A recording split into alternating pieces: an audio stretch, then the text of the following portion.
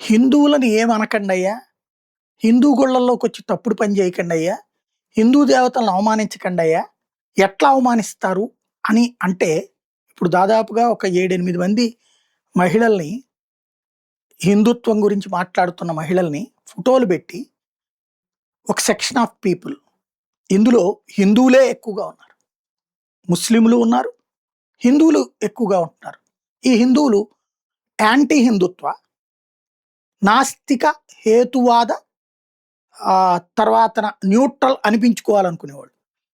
లంజలు, లంబడీలు తిట్టుతా social మీడియాలో పోస్టులు పెడుతున్నారు. లమ్లు, ముమ్లే అంత అరాచకమైనటువంటి పోస్టులు. వీళ్ళందరూ ఉగ్రవాదులట ఈ మహిళలందరూ.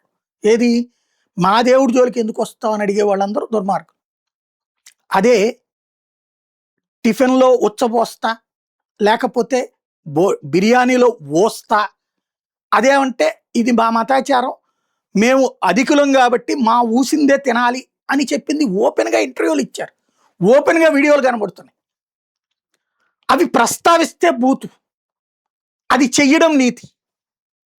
ఇలాంటి దరిద్రపు సమాజంలో మనం ఉన్నామా? లేకపోతే మన రాష్ట్రంలో, ఇలా తెలుగు రాష్ట్రాల్లో ఇలాంటి దరిద్రపు భావజాలాన్ని తయారు చేసేవాళ్ళు తయారయ్యారా? హిందువులని ద్వేషించి దూషించే విధంగా తయారయ్యారా అనేది తేలాల్సి ఉంది. హిందువులు చైతన్యవంతులు అవగానే మన ఆడవాళ్ళని, లేకపోతే ఇక్కడ హిందుత్వం గురించి మాట్లాడే వాళ్ళందరూ ఉగ్రవాదులట. ఉగ్రవాదుల్ని సమర్థించే వాళ్ళు, పహల్గామ్ ఇన్సిడెంట్ని సమర్థించే వాళ్ళందరూ లోకజ్ఞానులట. ఇట్లా తయారైంది మనకి.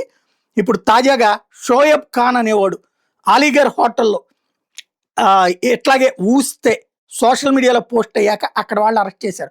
బిఎన్ఎస్ అండ్ ఎపిడమిక్ యాక్ట్ కింద హోటల్ని కూడా సీజ్ చేశారు. ఇట్లాంటి ఇక్కడ చెప్పకూడదు, చెబితే రెచ్చిపోతారనమాట.